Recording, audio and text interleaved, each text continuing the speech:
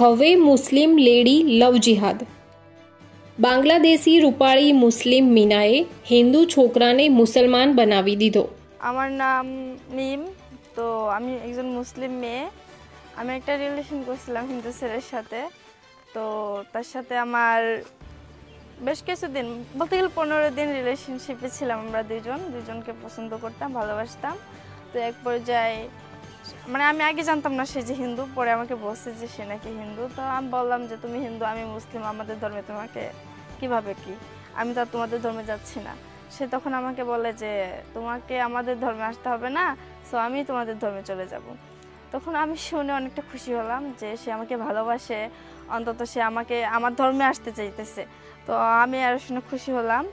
তো 15 দিন পরে আমরা বিবাহ করি। সো তাকে মুসলিম বানিয়ে ফেলি, মুসলিম বানিয়ে আমাদের ধর্মে নিয়ে আসছি। নাম কি আপনার? জি, আমার নাম মিম। মিম আপু। জি। প্রেম কত বছর হয়েছিল? বছর না, 15 দিন। মাত্র 15 দিন প্রেম হয়েছিল? জি। 15 দিনের ভিতরে পরে মুসলমান বানিয়ে ফেলছে? কিভাবে? মানে বলতে গেলে সে আমাকে অনেকটাই ভালোবাসতো, আমি তার সবকিছু দেখে বুঝতে পারতাম। তো ওই আমাকে অফারটা দিচ্ছে যে সে মুসলিম হতে চায়।